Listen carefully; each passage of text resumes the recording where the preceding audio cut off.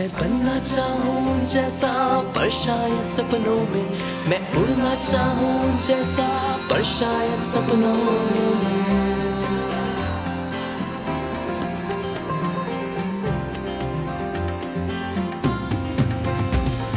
सपनों की है उड़ान, काटे बन गए फूल समान, रोक न पाए वो मुझको मुट्ठी में मेरी है आसमान।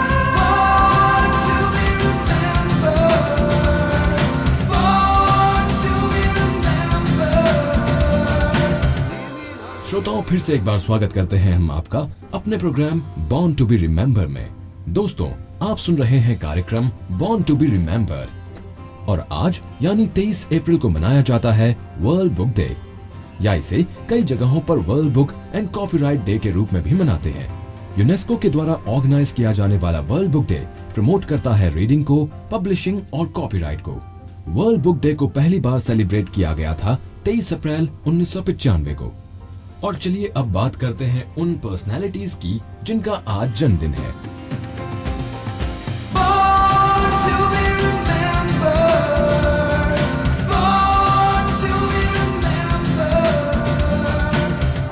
यूँ तो कहते हैं कि भूत के पांव पालने में दिखने लगते हैं, लेकिन यहाँ कहानी जरा अलग है। यहाँ काम उंगलियों ने और दिमाग ने किया। हम बात कर रहे हैं आकृत जसवाल की, जिन्होंने 7 साल की छोटी सी उम्र में वो कर दिखाया जो शायद मुन्ना भाई MBBS भी करने से घबराते।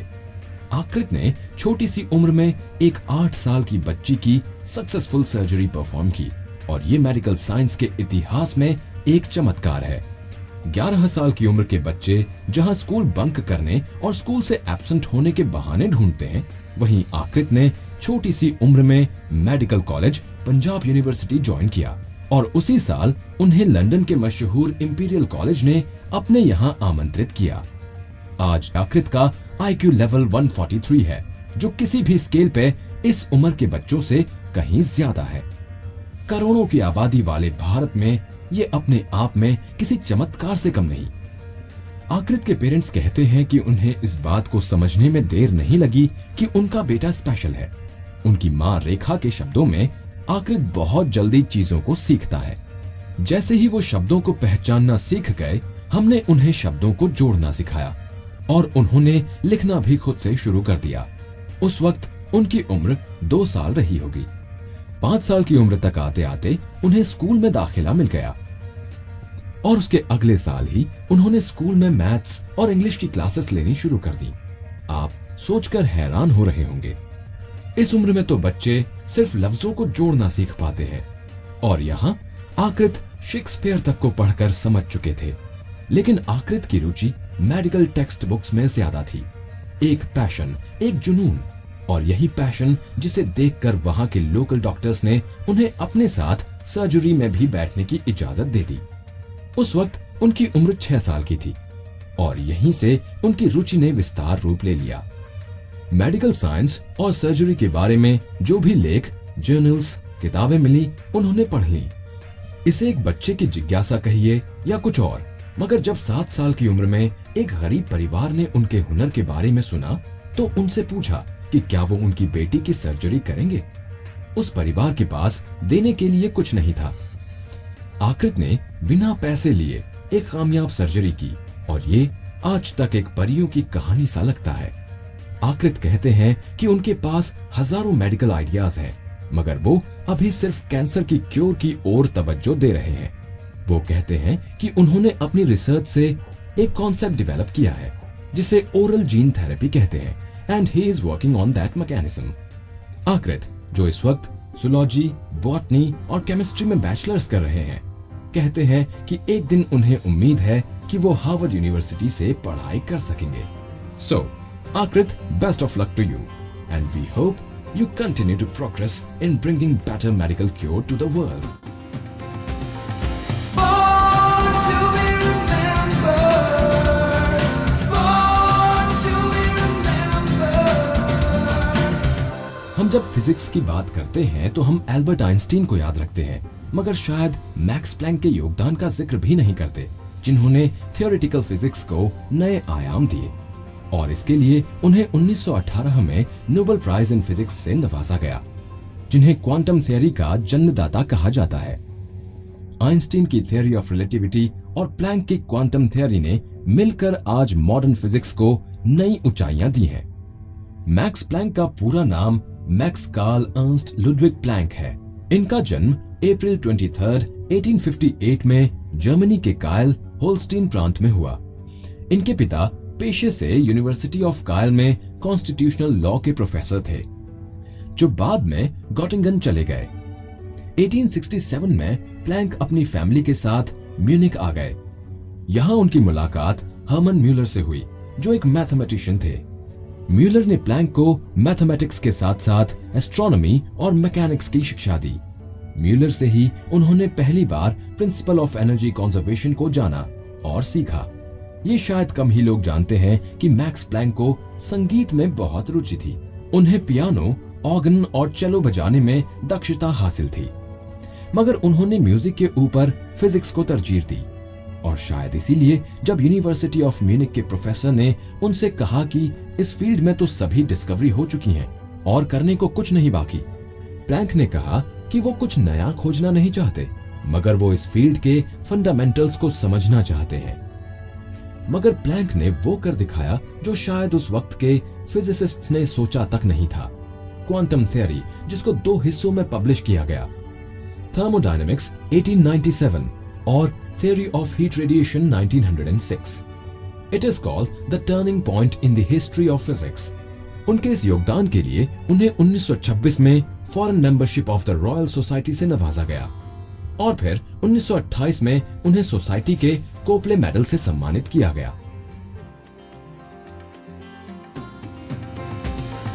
Born to be remembered, born to be remembered. शिष्टला Shri Ramamurthy Janaki. उनके नगमों का जादू, उनके चेहरे की चमक, कौन भूलेगा वो अंदाज और उनकी आवाज की खनक, जिनकी आवाज का सुरूर इस तरह दक्षिण भारत को चढ़ा कि उन्हें द नाइटिंगेल ऑफ साउथ के खिताब से नवाज दिया गया। तकरीबन 20,000 गानों को अपनी आवाज से सजाने वाली श्री राममूर्ति जानकी का जन्म 23 अप्रैल 1938 में गुंटूर में हुआ। पहली बार उन्होंने अपनी आवाज तमिल फिल्म विधिइन विलायट्टू में दी। एस जानकी की पॉपुलैरिटी का अंदाजा इस बात से लगाया जा सकता है कि 1976 और 1999 के बीच हर बड़ी फिल्म में उन्होंने अपनी आवाज का जौहर दिखाया। अपनी वॉइस मॉड्यूलेशन की काबिलियत से उन्होंने करीब 5 जुबानों में तेलुगु, कन्नड़, तमिल, मलयालम और हिंदी में गाने रिकॉर्ड किए। अपनी आवाज के जादू से 4 बार नेशनल फिल्म अवार्ड्स और 31 अलग अलग स्टेट फिल्म्स अवार्ड जीते। एसपी बालासुब्रमण्यम और कॉम्पोजर इलियाराजा के साथ एस जानकी की तिकड़ी ने दक्षिण भारतीय फिल्म इंडस्ट्री को दर्जनों हिट्स दिए और यही वजह है कि साउथ इंडियन फिल्म इंडस्ट्री में एस जानकी को आज भी वो रुतबा हासिल है जो हिंदी फिल्म इंडस्ट्री में लता मंगेशकर को है। सुरों की ईश्वर कोकिला को हमारी तरफ से जन्मदिन पर बहुत बहुत बधाई। आइए सुनते हैं उनका गाया ये प्यारा सा गीत।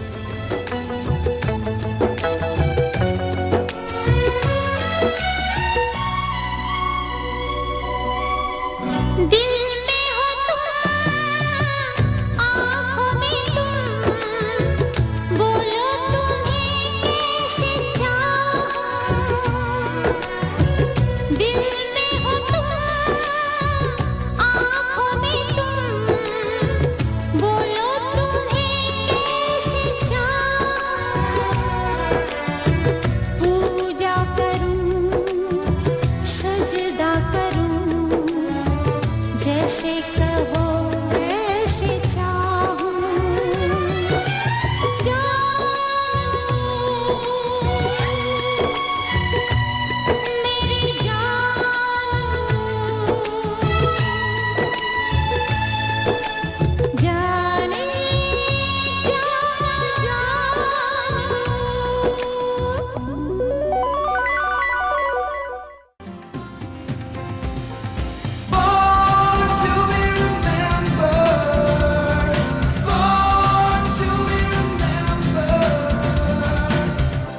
आज जब जिक्र आवाजों का छिड़ा है तो रॉय केल्टन ऑर्बिसन को कैसे भूला जा सकता है, जिनकी सशक्त और भारी आवाज ने 60 के दशक में कोहराम मचा दिया था।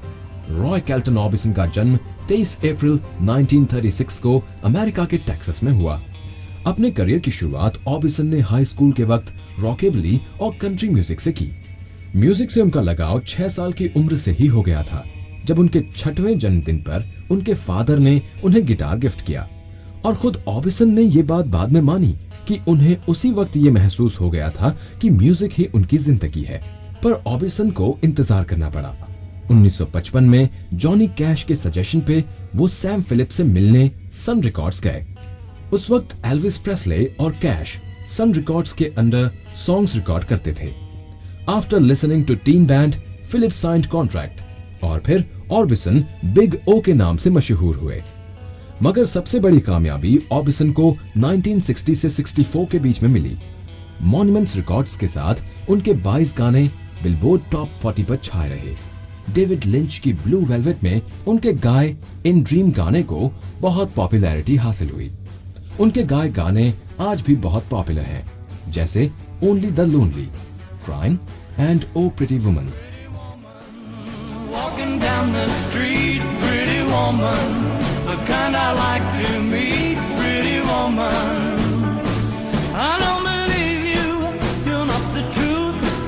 No one could look as good as you. Mercy.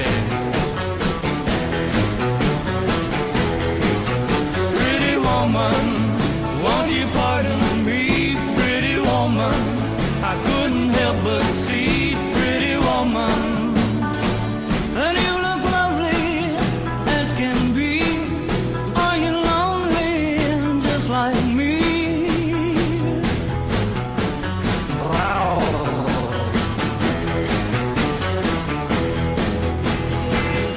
Pretty woman, stop a while. Pretty woman, talk a while. Pretty woman, give your smile to me. Pretty woman, yeah, yeah, yeah. Pretty woman, look my way. Pretty woman, say you'll stay with me. 'Cause I need you, I'll treat you right. Come with me, baby, be mine tonight.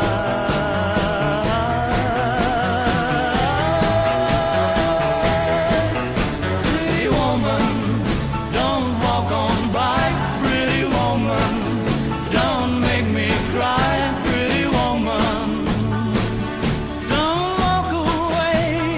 Hey, okay. If that's the way it must be, okay. I guess I'll go on home, it's late. There'll be tomorrow night, but wait, what do I see?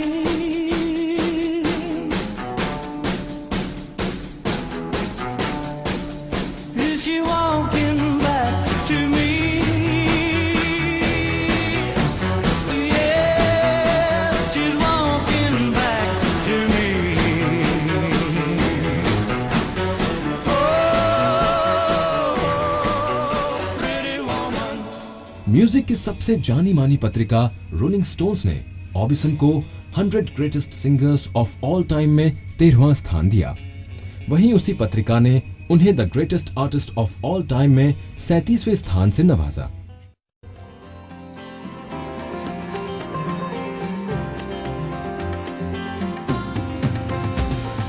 Born to be remembered, born to be remembered. Educate a man and you educate an individual. Educate a woman and you educate a generation. वाह, क्या line थी। वक्त और हालात से लड़ना सबके बस की बात नहीं, और जो लड़ जाए वो जीवट कहलाता है, और दुनिया उसी को याद करती है। इसी कड़ी में हम आज बात कर रहे हैं एक ऐसी महिला की जिसने औरतों के भविष्य को सुधारने के लिए एक लड़ाई लड़ी, एक जंग ऐसे विकृत समाज से जहां 10 साल की लड़की को ब्याह दिया जाता था। कहते हैं कि बदलाव के लिए भीड़ की जरूरत नहीं होती। बदलाव एक इंसान से शुरू होता है और फिर वो दूसरों को पहुंचता है। रमाबाई का नाम उसी बदलाव की लड़ाई का एक हिस्सा है, जिन्होंने महिलाओं के हक के लिए लड़ाई लड़ी। समाज को बदलना इतना आसान नहीं होता और रमाबाई के लिए ये डगर मुश्किलों भरी रही। रमाबाई ने आर्य समाज महिला की स्थापना की। उनका मकसद था कि हिंदुस्तानी समाज में औरतों की दशा में सुधार और बाल विवाह जैसे प्रचलन से समाज को मुक्ति मिलनी चाहिए। रमाबाई सिर्फ एक सोशल एक्टिविस्ट या रिफॉर्मिस्ट नहीं थी। She was reputed poet and scholar. The high cast Hindu woman उनकी पहली प्रकाशित किताब थी। जल्द ही उन्हें ख्याति प्राप्त होने लगी और ये उसी ख्याति का नतीजा था कि उन्हें कलकत्ता से बुलावा आ गया। वहाँ के पंडितों ने जब रमाबाई को सुना तो भाव विभोर हो गए और उन्हें सरस्वती की उपाधि से नवाजा। 1882 में वो पूना चली गई और वहीं आर्य महिला समाज की स्थापना की। सरकार ने एक कमीशन का गठन किया जिसमें शिक्षा को बढ़ावा देने की बात कही गई, जिसमें रमाबाई ने ट्रेंड टीचर्स और वुमेन इंस्पेक्टर्स को शामिल करने की बात रखी। 5 अप्रैल 1922 को रमाबाई का देहांत हो गया। उस वक्त वो 64 साल की थी, लेकिन मरने से पहले उन्होंने हिंदुस्तानी समाज में औरतों की शिक्षा को एक नया आयाम दिया। हमारी तरफ से ऐसी महान महिला को श्रद्धांजलि।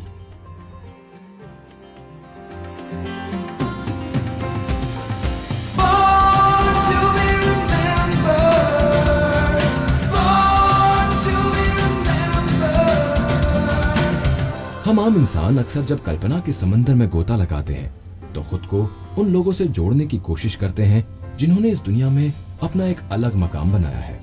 बॉर्न टू बी रिमेम्बर्ड के इस पड़ाव में आज हम एक ऐसे स्टार के बारे में बात करेंगे जिन्होंने अपनी काबिलियत से हॉलीवुड में अपना एक मकाम बनाया है और जिनकी जड़ें हिंदुस्तान से जुड़ी हुई हैं। जी हाँ, हम बात कर रहे हैं देव पटेल की, जिन्होंने डैनी बॉयल की स्लम डॉग मिलियनेयर में जमाल मलिक के रोल से आप सबका दिल जीत लिया। 23 अप्रैल 1990 को जन्मे देव ने शायद ही सोचा था कि वो एक दिन हॉलीवुड के नामचीन अदाकारों के साथ काम करेंगे। लंदन में जन्मे देव पटेल के माता पिता का ताल्लुक भारत के गुजरात प्रांत से है। पटेल खुद कहते हैं कि वो काफी एनर्जेटिक थे, इसलिए अक्सर स्कूल में लड़ाई झगड़े कर लेते थे। 2000 में उन्होंने ताइक्वांडो की ट्रेनिंग लेनी शुरू की और 2004 में AIMAA यानी action international martial art association की चैंपियनशिप में ब्रॉन्ज मेडल हासिल किया। एक्टिंग में उनका करियर 2006 में स्टार्ट हुआ, जब एक tin drama television series skins के ऑडिशंस को तीसरे राउंड में उन्होंने क्लियर कर लिया और उन्हें एक ब्रिटिश पाकिस्तानी टीन अनवर खराल का रोल दिया गया। उनकी पहली फीचर फिल्म डैनी बॉयल की स्लम डॉग मिलियनेयर रही, जिसमें उन्होंने जमाल मलिक के किरदार को बखूबी निभाया। इस फिल्म को 8 अकेडमी अवार्ड से नवाजा गया, जिसमें बेस्ट मोशन पिक्चर का अवार्ड भी शामिल है।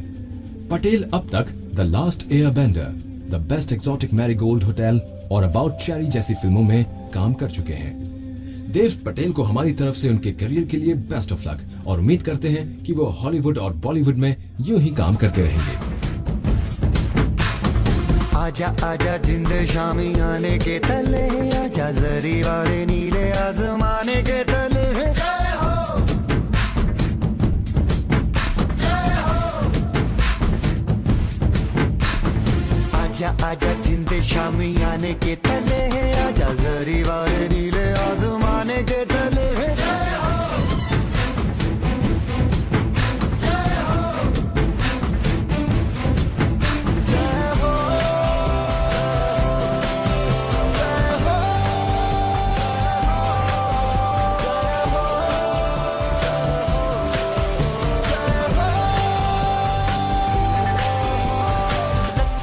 सच्ची मैंने जान गवाई है, नच नच कोयलों पे रात बिताई है। अखियों की नींद मैंने फूकों से उड़ा दी, गिन गिन तारे मैंने उंगली जलाई है।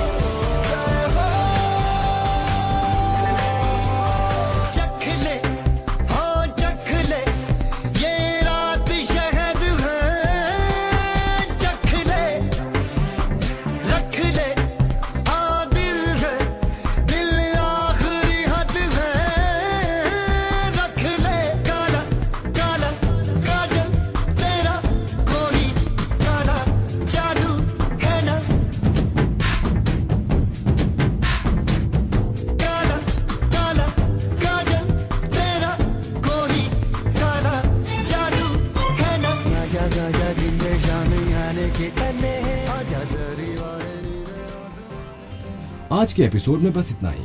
कल फिर हाजिर होंगे कुछ ऐसे यादगार शख्सियतों की सफलता की कहानियों के साथ। फिलहाल मुझे दीजिए इजाजत।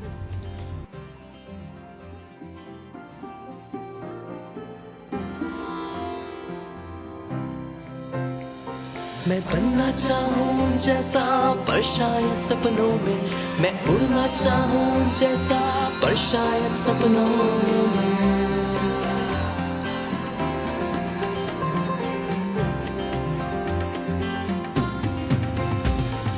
सपनों की है उड़ान, कांटे बन गए फूल समान, रोक न पाए वो मुझको मुट्ठी में मेरी है आसमान।